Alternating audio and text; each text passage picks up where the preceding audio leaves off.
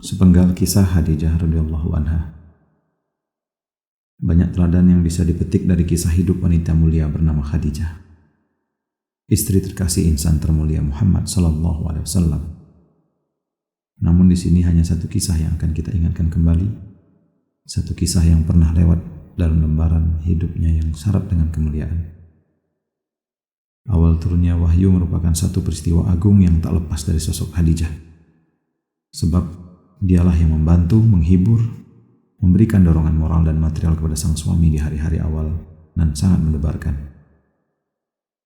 Aisyah radhiyallahu anha berkisah, awal wahyu yang diterima Rasulullah SAW adalah berupa mimpi yang benar. Tidaklah beliau melihat suatu mimpi kecuali mimpi itu datang seperti cahaya subuh. Setelah itu, beliau senang menyendiri di Gua Hiro untuk bertahanus atau beribadah sesuai dengan apa yang beliau ketahui dari agama Nabi Ibrahim alaihissalam, dalam beberapa malam dengan membawa bekal dari istrinya. Setelah habis bekalnya, beliau kembali kepada Khadijah, lalu disiapkan lagi bekal beliau. Kemudian beliau pergi ke Gua Hiro dan berdiam di sana selama beberapa malam. Demikian terus berlangsung hingga datang Al-Haq kepada beliau, sementara beliau berada di Gua Hiro. Aisyah pun menceritakan datangnya malaikat Jibril alaihissalam kepada Muhammad sallallahu alaihi wasallam dan diajarkannya surat Al-Alaq kepada beliau sallallahu alaihi wasallam. Peristiwa besar yang beliau sallallahu alaihi wasallam alami sungguh mendebarkan hatinya, hingga ia pulang ke rumahnya menemui Khadijah, istrinya. Selimuti aku, pinta beliau. Khadijah pun dengan segera menyelimuti suaminya hingga hilang dari beliau rasa takut dan cemas. Beliau pun berucap kepada Khadijah, menceritakan apa yang dialaminya. Sungguh aku khawatir dan cemas akan diriku.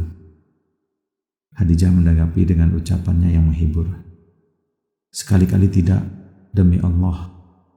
Allah subhanahu wa ta'ala tidak akan menghinakanmu dan membuatmu sedih selama-lamanya.